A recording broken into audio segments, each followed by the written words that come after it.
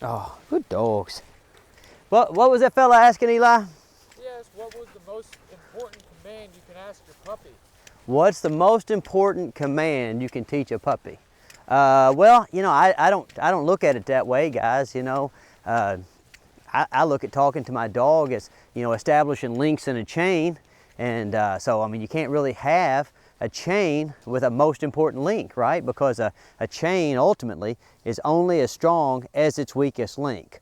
But what I can tell you, what I think is the most important thing as far as skill development that you can teach a puppy is, you know, the ability to concentrate under high levels of distraction. I mean, I think that's the most important thing. You know, if you ask me about children going to school, I would say the same thing. What's the most important skill you can give a kid to make him do well in school? Give him the ability to sit in his chair and look at the teacher. That's it. You know, keep his hands to himself, be well-mannered, have good etiquette, pay attention, show good impulse control. So, you know how I am. I'm always talking the same way. Dogs and children, it's the same stuff. We'll go up here, Eli, and I'll show them what I'm talking about. You know, so we're out here just walking around, and I'm doing some troubleshooting videos for my online course. And Eli was checking the email a second ago, and we got like this same email 2 or 3 times. The guy was asking me, like, you know, about, or different people asking me the same question about, you know, hey Stonnie, what command should I focus on when my dog's little? And so, like I said, I don't look at it that way, but I'll answer the question as good as I can. You know, so we're out here goofing off. We'll go up here, we'll do a little work, and then I'll show you, or I'll try to show you the importance of establishing the ability to pay attention under high levels of distraction. So all these dogs, they're just kind of hanging out and we're having a good time. But you notice, whenever I'm training dogs, there's a lot of dogs, right? So what good does it do me to think in terms of teaching a dog a word or a phrase, a command as they call it, if I don't have the dog's attention, right? You know, out there in TV land, if I said, hey look, all of you send me a check for $100, that's a command, right? As much as I wish that my mailbox would start filling up with $100 checks, I know it's not going to happen. Now, if you feel like doing it, knock yourself out. It's awesome. But let's be realistic. A command is only as good as the intention of the person or dog being commanded to follow it. Okay, so when we're trying to influence a dog's behavior, what are we really doing? Well, first off, we have to make sure that we're going about it in the right way. So we have to look at 3 things. You know, is the dog physically and mentally capable of doing the behavior that we would like to see it do, right? Can it do what's expected? Can it, simply? Like, it can't jump on my building over there, so I can't ask it to. Sometimes your puppy's at a developmental stage where it's just not quite ready to handle the pressures of what you might be asking it to do. And you have to be aware of that. And if you have a hard time figuring that out, that's why you hire somebody like me, a professional that's been doing it a long time and can guide you through your short and long-term goal setting. The second element to influencing the dog's behavior is simply, you know, does the dog understand what's expected of it in that given situation, right? So can the dog do it? Does the dog understand that you would like for it to do it? Right? There we go, right? Pretty simple, right? But we have a third element. Does the dog want to? Is the dog motivated to do what you would like for it to do in a given situation? That is where the real nut cutting happens, you know? Because lots of dogs can do stuff, and lots of dogs understand that you'd like for them to do stuff. I mean, have you ever even seen a dog in the kitchen that wouldn't sit by the cookie jar? No, never one time, right? Take that same dog to your neighborhood barbecue and see what happens. He goes crazy. So what we're always working on here is trying to give the dogs the ability to perform with speed and precision regardless of the distraction level and the environment. Okay, so what we'll do is we'll walk a few dogs, and I'll try to get them to stay even when I'm not right there to micromanage them. You know, I try to give dogs a lot of freedom when they're young, because that's where attention span development comes from. That's where impulse development comes from, is, you know, just trial and error. You got to put the dog in a situation to try it and see if it works for them. So I'm going to turn this camera on so that later on I can review what the dogs are doing while I'm working. So let's see what we could do first. Let's take this dog right here. What are you doing, Zeus? Do you want to go for a little walk and then do a little stay? All right, so here's Zeus. And I'm going to ask him to give up his freedom for a minute and come over here with me and go for a walk. And he says, okay, Stonnie. Now look, guys, there's lots of distraction around. See all these dogs? It's fall air. There's leaves blowing everywhere. There's all kinds of stuff going on. What good would it do me for this dog to understand these commands, but not have experience doing it in a high distraction environment? It doesn't do you any good, because when you need a dog to mind is not when you're just by yourself with the dog, because they're usually pretty good when you're by yourself. It's when things are, things are happening, when you've went somewhere, when people have come over to your house. Okay, so the ability to concentrate, the ability to put what the dog wants on the back burner and put what you want on the front burner, that's what's important. All right, so we're gonna finish the course with this guy.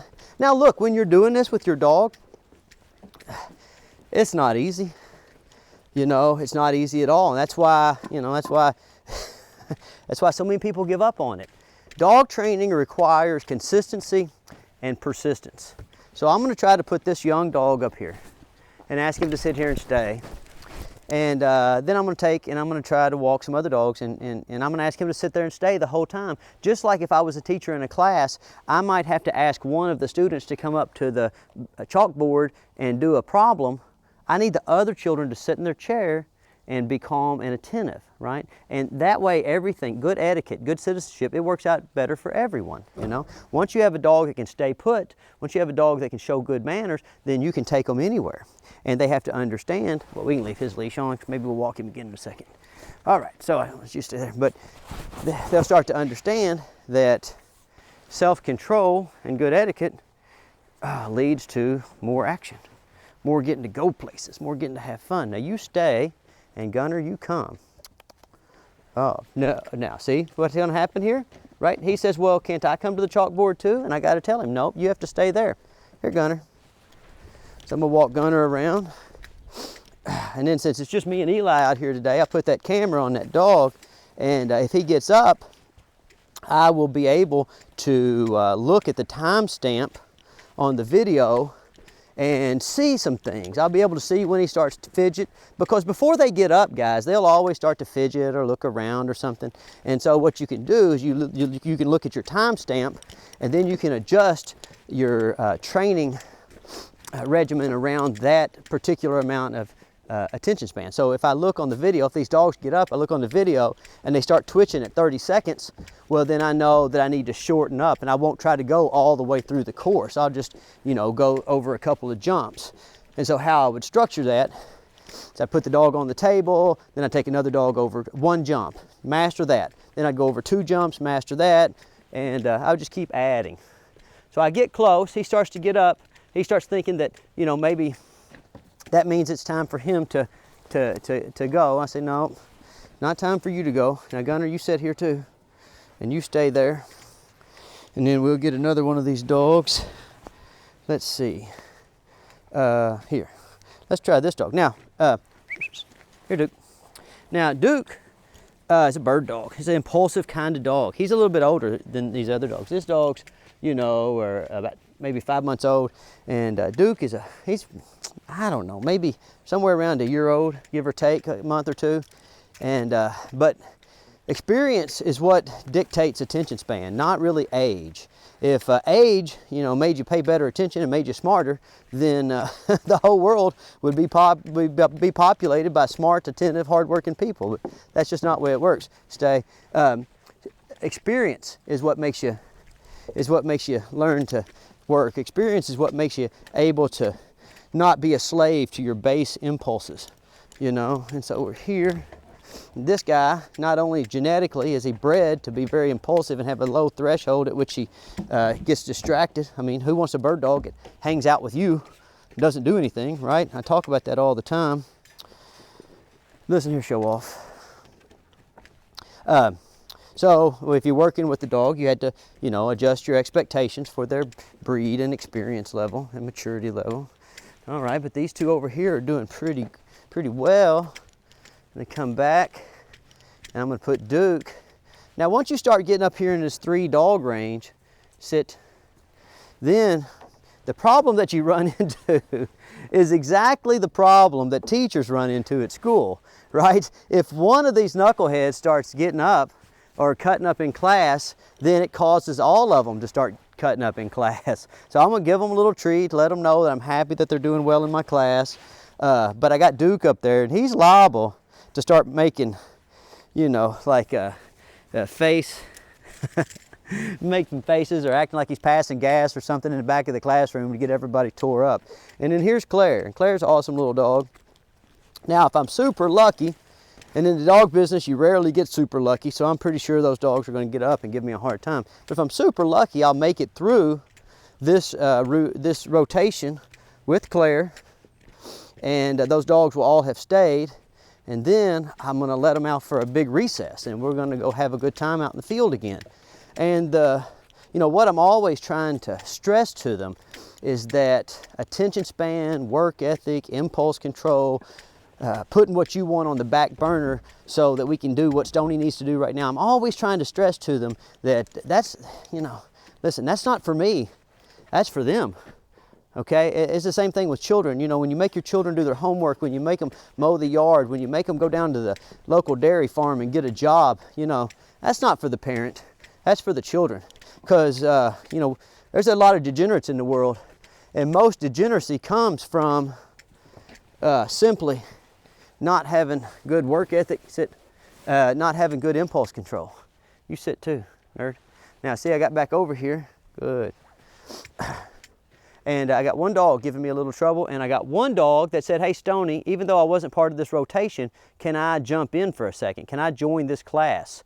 And that's nice. That's what I really like to see. I really like to see dogs wanting to come to class. Okay, so all these guys have done a fantastic job, and I think I've made my point. So, oh my gosh, now we can have a little recess for everybody, and we can go out in the field and we can play, because work always leads to play around here, and the only rule Stonnie has is that the work has to happen before the play. All right, see y'all later. Come on, dogs! Oh, some good dogs!